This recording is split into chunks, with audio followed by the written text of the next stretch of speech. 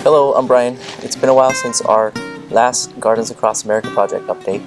There hasn't been too much going on since, but we have a few things to show you today. Like, for instance, the Kirlangic melon is ready for testing. The watermelon, unfortunately, is starting to crack, or has cracked, and we're going to cut it open and see what it looks like inside. Maybe it's red and we can enjoy a little bit of it. The pole beans, they're ready. The coffee okra, it flowered yesterday. And I didn't get it on camera or anything like that, but it looks like it's closed up again, the flower, and we're gonna get a okra soon. It's been a hot couple of weeks, and it's been a little bit of a challenge for some of the plants in this bed here, but I think for the most part the plants for the Gardens Across America project, they are loving the heat, especially the okra.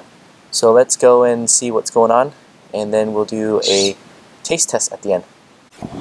Alright, let's start off by looking at the Yixuan Sweet watermelon. And we have a couple of watermelons here. There's that one, and then this is the first one that it made, and it has cracked.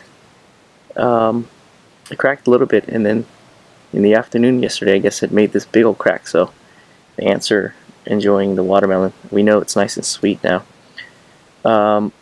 Yeah, so just a few things that I've learned about watermelon. It's probably best to not let them produce fruit if it's not warm enough. So they'll try to make fruit. So if it's not warm enough, it's best just to cut the fruit off, and then it'll make another blossom, and it'll make another fruit.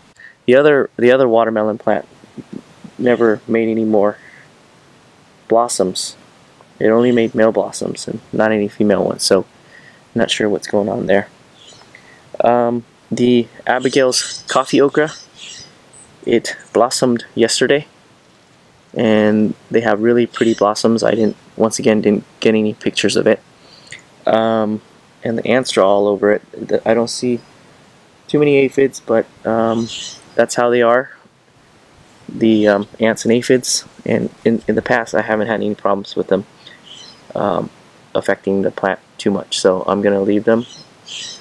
And then let's swing around this way and look at the pole beans.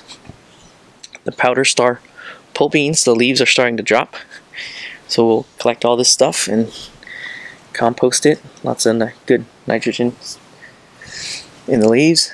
And we have the pole beans here. I'll open them up in a little second. It's gonna take me a little bit of effort to do it one-handed. And then swing it back around this way and look at the Kirlangic melon. Yesterday I got a picture of it, and it was still on the vine, this ripe one. Grabbing it really carefully because it has little tiny hairs, and sometimes they get underneath your skin and they really irritate. It fell off this vine. I was planning to leave it on here for another week because I've read that they can be bland and flavorless. I took a whiff of it, and it smelled pretty fragrant. So I think it may taste good and sweet. So we'll see when we cut that up. So let's see, we got 1, 2, 3, and one more here. 4 melons out of, it looks like 3 plants. So that's probably the coming conclusion of the Kirlangic melon, and then the powder star pole beans, and then the watermelon. I think we're done with it now because it's not making any kind of good size leaves here. I'll just swing over to the back area where I have other watermelons growing to show you the comparison. So this is a sugar baby, and these are the leaves of the sugar baby, and these are nice and healthy leaves. So I've got the Kirlangic melon in my hand. It's this big, and this is the typical size that they grow. They probably get a little bit bigger than this, and it's been really fun growing this guy. It started out as a yellow female blossom, solid yellow, and then it had a little bit of, after it got pollinated, it had a little bit of variegatedness to it, green, in the green shade. When it got a little bit bigger, it had a little bit more of that, and it became darker and more pronounced. And now it's this beautiful orange color, and you can see why it's also called a tiger melon. I've washed all the little tiny hairs off of it, like all the melons and squashes that have tiny hairs. They can get prickly, so the trick is to use a high rate of water and wash it so that it just gets washed away as you wash it and get underneath your skin. So I did it underneath the kitchen faucet. After it's washed all the little tiny hairs, it actually feels pretty cool. Alright, cool. This off camera, but you can't see, but it's a female hooded Oriole. You don't see those around too much. So the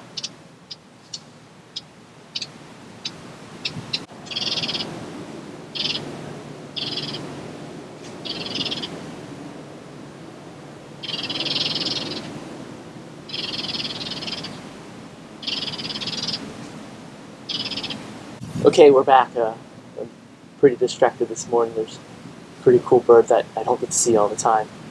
And then also on the slope there's a cat that's making his patrol. So I'm really grateful for the cat. He helps catch all the rodents. So otherwise, if he's not there, then we have rodent problems.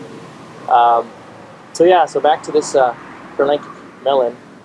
So the Kirlangic melon, this tiger melon, it's got a really cool skin. Washed off all the little tiny hairs off of it, and it actually feels pretty good. It's nice and smooth. It's got a little bit of a texture to it, like a sticky texture, but smooth. And I think it's ready. One of the tricks for telling how to pick a cantaloupe is to feel its skin, and if there's a little bit of a stickiness to it, it's ready. So maybe it applies to all the melons, the sweet melons.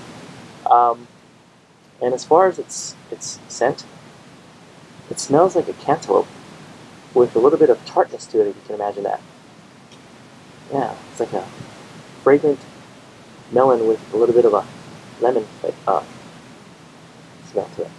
Well, let's go ahead and cut it up and see how it tastes. There have been mixed reviews about how it tastes. It might be a little bit more of a sophisticated melon, meaning nice way of saying it doesn't taste very flavorful. So let's cut it up and see. I wonder how you guys cut up your melons. If you'd like to comment and share, please feel free to do so. I usually cut my melons down this way. I guess I don't know if you cut it this way, but I like to cut it this way. So let's go ahead and cut it open. Since it's got a smooth skin, it could be kind of dangerous to do. You can slip and cutting through the melon right now, it felt soft, and here are the seeds. There's quite a bit of seeds here, so we'll be getting a lot of seeds back for the project. So that's really cool. Let's go ahead and smell it once more. Yeah, it smells sweet and fragrant. Let's get all the seeds out and let's give it a taste. You can see how juicy it is. I'm being careful with the seeds because we're trying to save the seeds here. Save as many as possible, so I'm not just cutting it up. Okay. Let's move these out of the way. Get every last seed.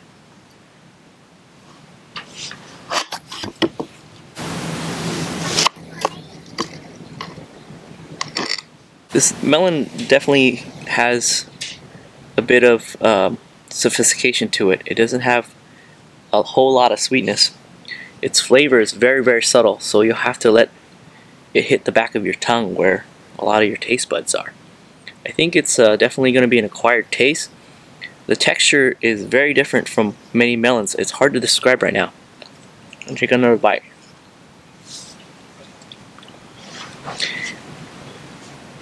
Yeah, I'm having trouble describing the texture. It's got a melon texture, but then there's also a bit of a graininess to it. So something that I would definitely give a try as far as planting. We're gonna cut up this Yixuan Sweet watermelon now, and ideally we want something that's bigger. Looks like there are seeds that can be saved, and I'll make a note when sending these seeds back to Gardens Across America project that this was from a watermelon that was about the size of a baseball. And ideally we want to save the seeds of big fruit and flavorful fruit, but I think you can probably still grow from this and from these seeds and get a good sized melon back. I also want to make a note about my use of the word sophistication when I earlier described this melon on camera, and I was kind of being facetious about it. But whenever I use that word to describe something, I'm actually being really sincere. And when I say sophistication, I mean that something has a quality to it where you have to really use your senses to appreciate. And I think this melon is really sophisticated, and I'm meaning it in the most sincere and humble way possible. So definitely something that you want to give a try, and I will be honest and say it's not sweet. So you really have to use your senses to really appreciate this melon. If anything, you can use your sense of sight and appreciate this really beautiful skin here. So let's go ahead and cut this watermelon and let's see what's inside it. I'm just gonna go brute force. I know we're gonna lose some seeds in the process, but I think that'll be okay. So here's the Yixuan Sweet watermelon. It's still very pink. Let's see. It already started cracking, so it was just, there's no point in letting it stay on the vine any longer. So sometimes nature dictates. Oftentimes she dictates.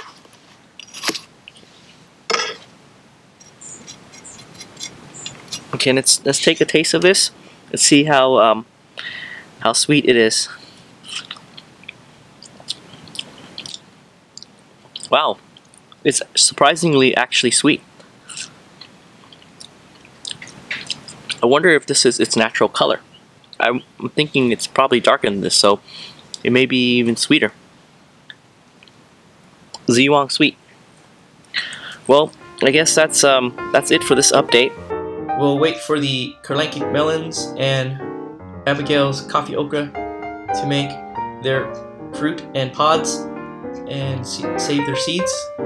So until the next episode, thank you for watching and catch you next time.